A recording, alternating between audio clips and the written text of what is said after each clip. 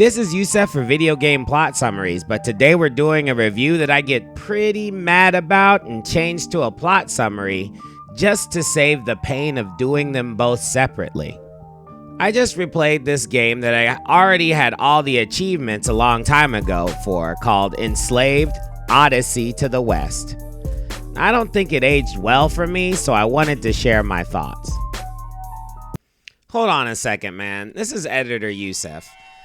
I've been doing these videos for a long time. Like, I look at my catalog, there's like 30 videos up in there, you know? That should let you know how much I don't value my hard work. I said 30, it's more like 152. This algorithm's kicking my butt. I mean, I got like 1,000 something. I'm okay with the subs going up, you know, steadily, but I mean, geez, man.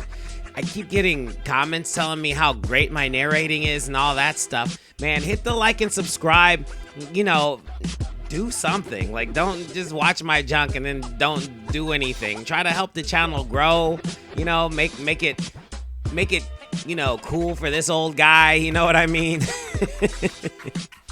I mean, you know, the video game plot summaries are highlighting the writers of the plots in the games that we all know and love, and some of the games we ain't never heard of that have a good plot. So, you know, not this game. The plot here is stinky, farty, smelly. But when's the last time you saw Spider-Man hold Wolverine over his head and then rip him in half just to get rid of an alien symbiote that's infested his body? I mean, I've seen all the Spider-Man cartoons, including the animated series that was on MTV. I've seen the Tobey Maguire Spider-Man, the Andrew Garfield Spider-Man, the Tom Holland Spider-Man. I've seen all of them. Never have I seen him split Wolverine in half with the alien symbiote inside him. But that happened in Web of Shadows. Now, did it not?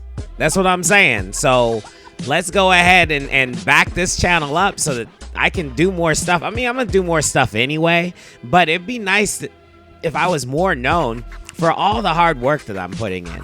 You know what I'm saying? And I hate to say it, but, you know, part of me being a newer person, you guys saving me as the Neos, is me letting you guys know, like, I'm busting my ass over here. So, you know, let's get it, man. Let's go ahead and make this channel something that's more important than, you know, what it is currently. I'm cool with what it is, but yeah, I'd be way more cooler if I had some sort of validation for all the hard work. I mean, this channel's older than my kids, dog. Like, for real. I've been working hard on this thing.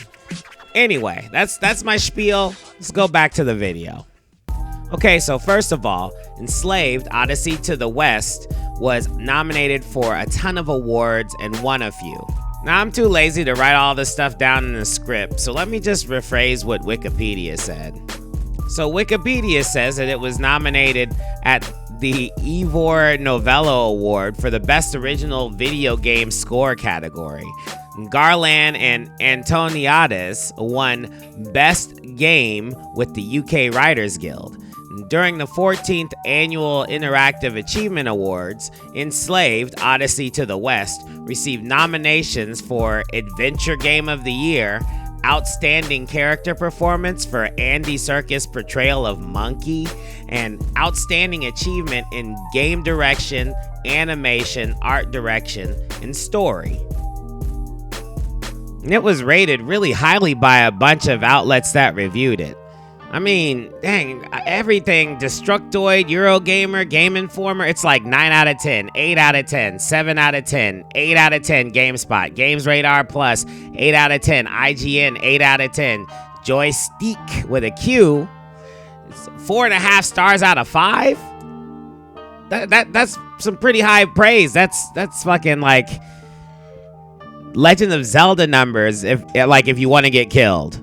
That's Legend of Zelda numbers, if you know what I'm saying. Metacritic for PS3, Xbox 360, PC, 80, 82, 70. This game's got balls. It's got a lot of high scores there, man. Either they really handled business back then, or the games were whacker than we were expecting, or man, this game was really handling, like, doing the damn thing. It was a great game, right? So even Jim Stephanie Sterling liked it, and he seems to dislike everything because there is usually some sort of abusive work culture attached to it. I don't have a problem with that at all, by the way. Like, I don't have a problem with him having a problem with the games. I come from a life where abusive work culture is okay and it's a pain in the butt. So yeah, fuck that. Don't do that shit. If you are great enough to have employees, don't treat them like crap. You know what I'm saying? There are plenty of videos that highlight the actors, including Andy Serkis. I mean, he's the most popular actor in that group of 3. There are plenty of videos that highlight Andy Serkis, that guy who did the motion capture for Smeagol in Lord of the Rings, acting his butt off with all the little motion capture balls stuck to his body and all over his face. I mean, it's crazy. The other 2 actors are kicking ass too. I mean, it's obvious that they hired some super professionals for this. By the way, let me take a side note here. How the hell do you get nominated for an animation award when you do motion capture? Seriously, if you were an animator and you did rotoscoping, which is when you trace over an actual video frame by frame and then color over it, people would be like, but it was rotoscope, so yeah. But if the studio spends a bunch of money on actors to jump around in scuba suits with white balls attached to them, it's like, the animation technology is so great. I mean, it's a cheat code like rotoscoping, but okay. Anyway, this game has everything going for it. It's got the scores, the awards, everybody's impressed with it. So why the hell do I keep falling asleep while I'm playing it? Well, part of the reason is that I'm older and I'm tired and I work a lot. I have an outside job and sun's like 100 degrees right now. It's really tough for me to get my energy back. So anytime I'm in the AC, I pretty much fall asleep anyway. But there's a difference between being exhausted and being put to sleep. Let's get into it. Enslaved, Odyssey to the West is a game very inspired by Journey to the West, which is a Chinese story about a monk named Tang Senzang. I know I said that wrong.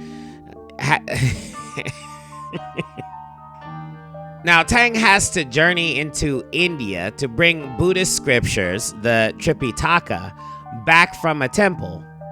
He is often in trouble because animal spirits want to eat him to gain immortality.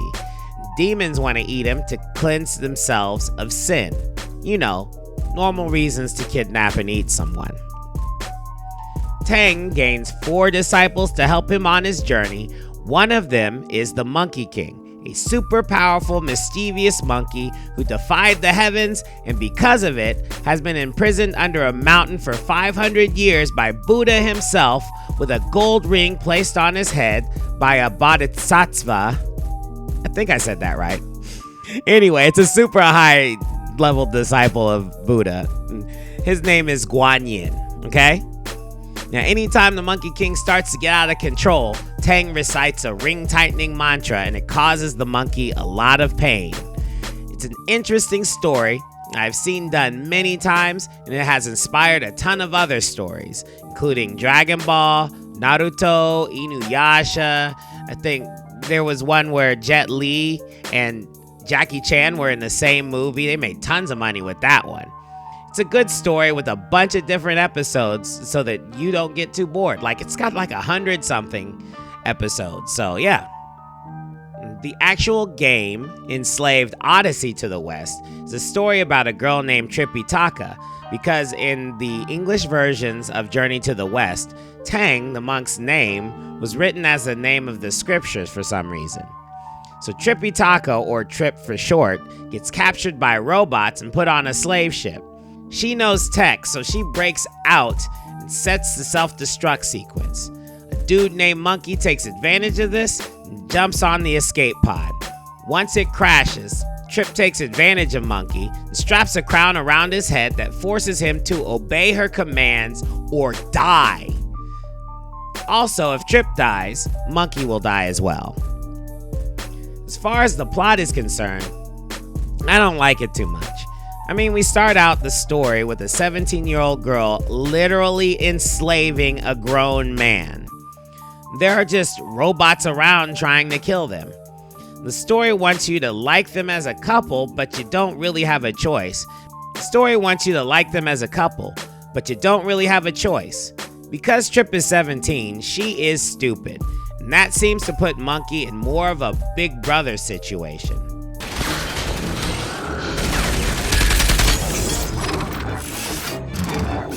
When I give you the signal, you get back, okay? No, I can't. Do as I say.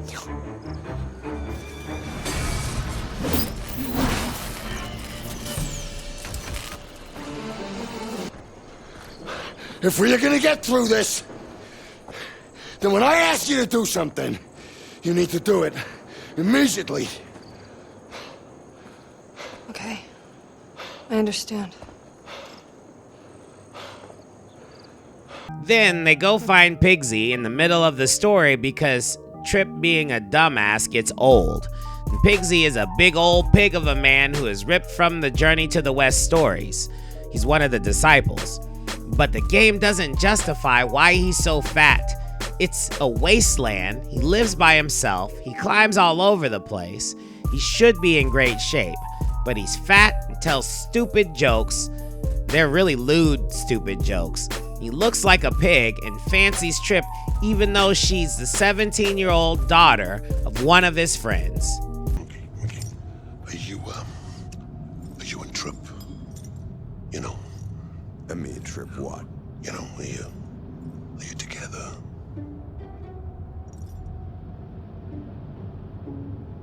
Trip enslaved me. And if I don't do what she says, she causes me a lot of pain. And if I still don't do what she says, she kills me. All right. It's just I always sort of fancied my chances myself with Trip, you know? But if there's something already between you, I'd respect that. I'm not the kind of guy to go muscling in. Pigsy. She can hear every word we say.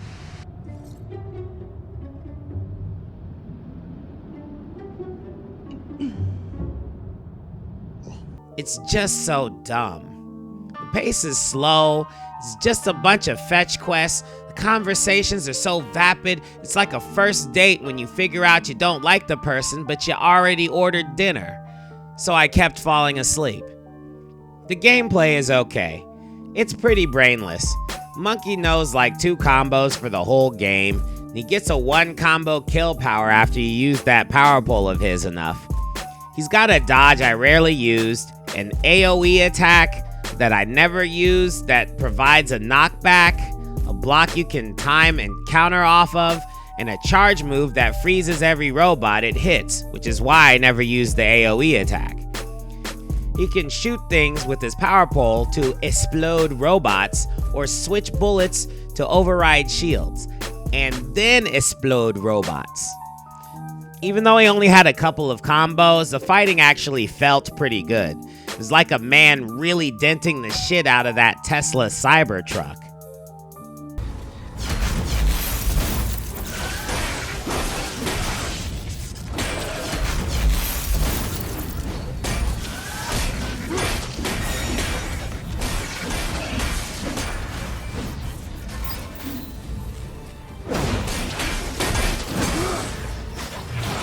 Also, the win scenes for the bosses were pretty awesome. I have to give him credit for that.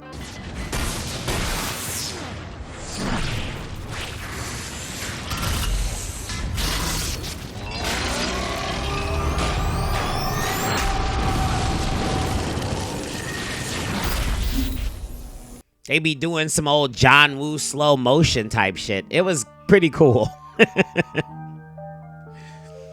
The adventure part consisted of moving forward and breaking robots so Trip doesn't get killed by them, and that's pretty much all it was. Oh yeah, and moving shit for Trip, carrying Trip, throwing her across large gaps. What's going on? It came out of nowhere. I was just looking around and... Whoa. Just calm down and tell me exactly what happened. Don't bother, just... Help! Okay. I'm coming to get you.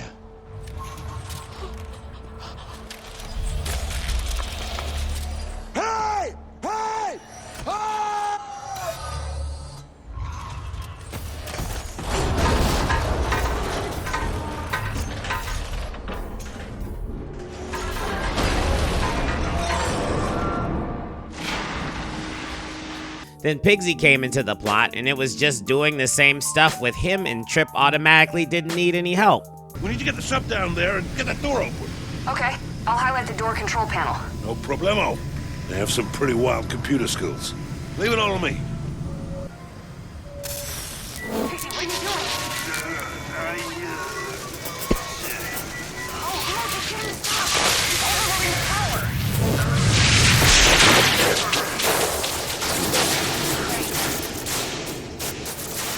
Okay, let's not panic. We'll do it the old-fashioned way. The ending was garbage because they didn't use any of the time during the 5 or 6 hour long game to try and establish the world. All they cared about is trying to establish a relationship between a dude that was enslaved by a 17-year-old girl. Do you understand what I'm saying? It's, what is that shit that they call it when you are a hostage and then somehow you start liking your captor?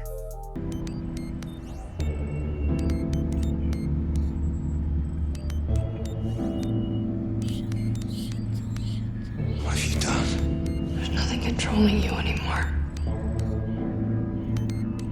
So I can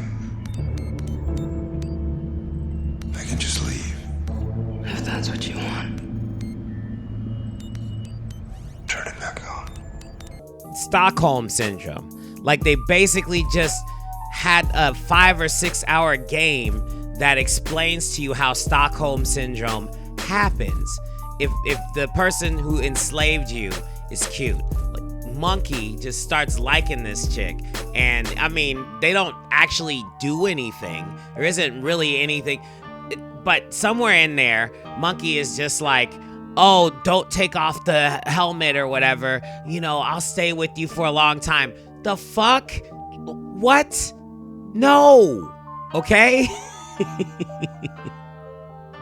So then the game spends the whole time trying to establish that relationship with all the slow scenes and the long talking and all that stuff, which everybody praised. It went nowhere. They didn't have a real relationship towards the end. They just were partners in crime, you know. He went from being a slave to an equal, and that's the best we got in that game. And even then, when it was, you know, like towards the end, whatever the fuck he thought didn't matter anyway. Trip just overrode him, just like she did at the beginning of the game. So fuck it. Wherever. Depends where I can find food and fuel. I usually keep moving.